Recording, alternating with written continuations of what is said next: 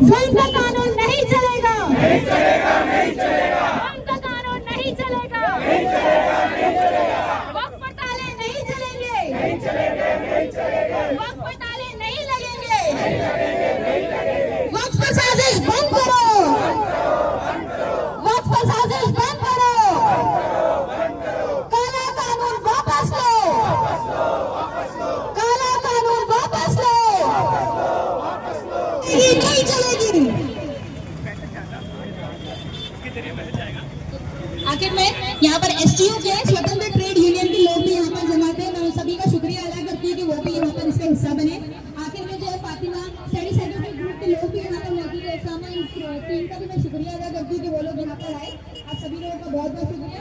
और आखिर में अच्छा यहाँ पर मुझे अभी बात करते हैं कि हमें सरफराज भाई भी आए हुए एसडीपी भाई, मैं आपका भी शुक्रिया अदा करती हूँ। और मुझे खुशी है कि बाकी लोग भी जो है वो अपनी पार्टी को साइड पर रखता है, लेकिन हाँ देश की और यहाँ पर शरिया की बात आती है तो लोग जो है पार्टी का बैनर छोड़कर आते हैं। तो मेरी भी बेहद खुशी की बात है ये। और मैं भी आपको यहाँ से जो है वो यकीन दिलाती हूँ कि कल भाई ऐसी बात रहे तो फरज शेख जी हमेशा आपको आने में मिलेंगे इंशाअल्लाह। बहुत बहुत शुक्रिया। क्या कहेंगे, आज यहाँ पे मुस्लिम लीग पार्टी की ओर से यहाँ पे वक्फ के अमेंडमेंट बिल के खिलाफ तो प्रदर्शन किया गया था, क्या कहेंगे? अस्सलाम वालेकुम। जैसे कि आप लोग सभी जानते हैं बेहतर तरीके से शांति कि बीजेपी जब भी सरकार में आती है तो कोई ना कोई कानून ऐसे जरूर लाती है कि वहाँ पर मुसलमानों को जो वो तकलीफ हो, चाहे वो सीए एनआरसी का मामला हो, चाहे ट्रिपल तलाक का मामला हो, या फिर अब वक्फ का कानून हो। वक्फ के कानून में जिस तरीके से उन्होंने बदलाव लाए हैं वो नाकाबिले बर्दाश्त है। हम बिल्कुल बर्दाश्त नहीं करेंगे कि हमारे शरिया में कोई और जो है वो मुदाखिलत करे, क्योंकि संविधान हमें खुद इजाजत देती है कि हम हमारे जो अफेयर्स है यानी हमारे जो रिलीजियस अफेयर्स है वो हम खुद मेंटेन करें, हम खुद उसको सुलझाएं। लेकिन article 26 of the constitution says कि आप लोग जो है वो अपना कानून, अपना जो शरिया है वो अपने हिसाब से चलाओ। जब स्टेट का इंटरफेरेंस होगा तो यहाँ पर जो है वो मुदाखिलत बर्दाश्त नहीं करेगी, टोटली असंवैधानिक रहता है, ये अनकॉन्स्टिट्यूशनल है। इसलिए हम लोग इसके खिलाफ यहाँ पर एहतजाज कर रहे हैं। ये सबसे बड़ा मुद्दा है। और इसके अलावा जो 5 आगे जो उन्होंने बोला है, 5 आगे के जो मुद्दे उन्होंने बोले हैं बिल्कुल भी जो है वो एक्सेप्टेबल नहीं है। क्यों? क्योंकि उन्होंने बोला है कि भाई जो मान लीजिए कि कोई जमीन किसी प्राइवेट लैंड थी, लेकिन आज से 100 साल 200 साल 300 साल पहले से वहां पर दरगाहें हैं, वहां पर मस्जिदें हैं, वहां पर कई जो है वो ऐसी रिलीजियस इंस्टीट्यूशन है, तो वो चाहते हैं कि वैसी जगहों को हटा दें क्योंकि वो वक्फ की नहीं है। अरे 300 साल 400 साल पहले कागजात कहाँ पर हुआ करते थे? और हमारे यहाँ पर किसी ने मुंह से बोल दिया, ओरली हमारे हर चीज जो वो ओरली हुआ करती थी, भाई हमने अल्लाह की राह में वक्फ कर दी। और हम जो है एक बार वक्फ कर देते हैं तो हम वो वापस नहीं लेते। हम जो है कोई भी हमारे साथ कोई चीज, कोई इंसिडेंट भी होता है तो हम बोलते हैं कि ये अल्लाह की वजह से हुआ है, अल्हम्दुलिल्लाह बोलते हैं हम हर काम में, यानी हम अल्लाह की वजह से, हम हर चीज का क्रेडिट अल्लाह को देते हैं। तो हम अल्लाह की दी हुई चीजों को, अल्लाह की अमानत को हम वापस कैसे दे सकते हैं? इनको बचाना मैं समझती हूँ हर मुसलमान पर फर्ज है।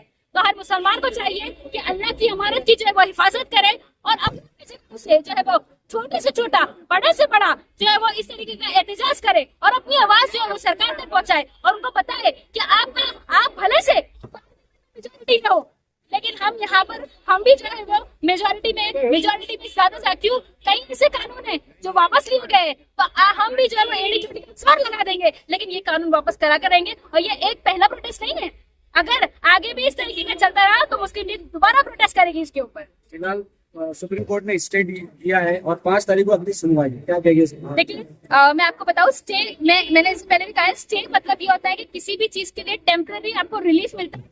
कि उसकी वजह से कोई बड़ा नुकसान ना हो, इसको वो टेस्ट है। तो उन्होंने अगर कुछ चीजों पर स्टे लगाई है, लेकिन उसका मतलब उन्होंने टेम्पररी आपको चुप कराया है, टेम्पररी आपको चुप करवाया है। और ऐसे कई पहले प्रीवियस केस आप अगर देखोगे, केस स्टडी पढ़ोगे, तो ऐसे में इनिशियली मुसलमानों को खुश करने के लिए और उनको चुप करवाने के लिए ऐसे ऑर्डर्स, ऐसे स्टे ऑर्डर्स दिए गए हैं। लेकिन आप सब लोग अयोध्या के इंसिडेंट को जानते हो, राम मंदिर के इंसिडेंट को जानते हो कि आखिर में क्या हुआ।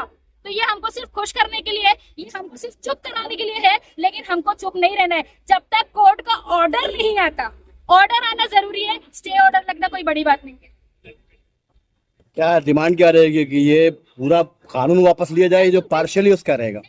जो भी इसके अंदर जो पॉइंट्स में, जो सेक्शंस में जो है वो छेड़खानी की गई है, और जिसमें इस्लाम की चीजों में शरीयत में मुदाखिलत होती है स्टेट की, जो कि असंवैधानिक है, और ऐसे ऐसे कानून, ऐसे ऐसे पॉइंट, ऐसे ऐसे सेक्शंस जिसके अंदर स्टेट की मुदाखिलत है, हम वो बिल्कुल बर्दाश्त नहीं करेंगे, हम वो बिल्कुल एक्सेप्ट नहीं करेंगे। तो हम लोग जो है, हम डिमांड करते हैं कि ऐसी चीजों को रिवोक किया जाए, रद्द किया जाए। हम ऐसे कानून को नहीं मानते। तमाम तंजीमों का ये रहा है कि शाहीन बाग बनाएंगे अगर ये कानून नहीं लिया होगा। बढ़ चढ़कर इंशाल्लाह फरज शेख और मुस्लिम लीग उसमें आगे आगे हम आपको हमेशा दिखेगी इंशाल्लाह। जी सदाई साहब, क्या कहेंगे जिस तरीके से आज मुसलमानों पे जो वक्त की गाज गिरी, तो आने वाले दिनों में क्या लगता है और भी कम्युनिटी पे इस तरीके की गाज गिरेगी? जी बिल्कुल, इसमें कोई शक नहीं है, और ऑलरेडी सभी कम्युनिटियों पे गिर रही है। आपको याद ना हो तो मैं बता देता हूँ कि किसानों पर किसान बिल आए, अभी उसको वापस लिया गया है, लेकिन कॉलेजेस में उनकी पढ़ाई चालू है, और जितने भी अमेंडमेंट्स हो चुके हैं या जितने भी नए बिल बन चुके हैं, उनकी कॉलेजेस में बच्चों को पढ़ाई चालू है। और पढ़ाई करते करते पिछले 15-20 सालों से कुछ कानून तो कांग्रेस के टाइम के लाए हुए पड़े हैं, लेकिन लागू नहीं किए गए। तो किसानों पे गाज गिरी है, वकीलों पे गिरी, वकीलों ने प्रोटेस्ट किया है। एनआरसी एनपीए हुआ, 19.5 लाख लोग इस असम में पकड़े गए एनआरसी में और जेल में डाल दिए गए क्योंकि उनके पास कागजात नहीं थे। 19.5 लाख लोगों में सिर्फ 5 लाख मुसलमान थे, और बाकी के SC ST OBC और माइनॉरिटीज में से थे, गरीब लोग जिनके पास कागजात नहीं है। वहाँ पे बाढ़ आती है हर साल, नहीं होगा तो वो इस देश का नागरिक नहीं था। यकीनन हर कौम पे, हर जात पे, हर चीज पे कंट्रोल करने के लिए ये लोग लगातार बिल पे बिल अमेंडमेंट कर रहे हैं और पास कर रहे हैं। तो हर किसी के ऊपर ये मार पड़ रही है। आदिवासियों के खिलाफ कानून लाया गया है, आदिवासियों को अलग से मार रहे हैं क्योंकि वो अलग लड़ रहे हैं। मुसलमानों बाकी कौमों के पास एक सदका है कि हमारे पास हम एक घर में इकट्ठे होते हैं, या तो मदरसों में या फिर मस्जिद में या गुरुद्वारे में, लेकिन बाकी कौमों के पास ऐसा कुछ नहीं है, वो प्रोटेस्ट करने लायक नहीं है। सब अलग अलग लड़ेंगे तो अलग अलग मार खाएंगे, सब एक साथ लड़ेंगे तो ही जीत प्राप्त होगी। मुस्लिम लीग की तरफ से आपके शामिल में क्या कहेंगे? मुस्लिम लीग की तरफ से हर पब्लिक को अपने हक के लिए, भीख मांगने के लिए आजाद देश में नहीं जी रहे हैं, हम अपना हक मांगने के लिए जी रहे हैं। तो हक की आवाज उठाने के लिए, वो अवेयरनेस के लिए आज हम सब इकट्ठा हुए हैं, आगे भी होंगे।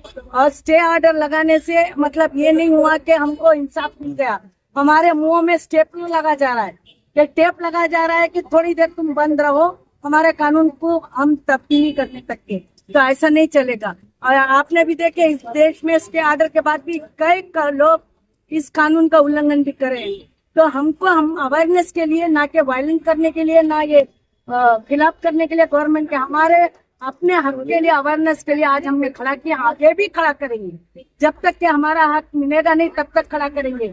वक्फ बोर्ड का प्रॉपर्टी है जो मुसलमानों के मुस्तकबिल के लिए दिया गया हुआ है, कोई गवर्नमेंट नहीं दी है, ये गवर्नमेंट का प्रॉपर्टी नहीं मिला।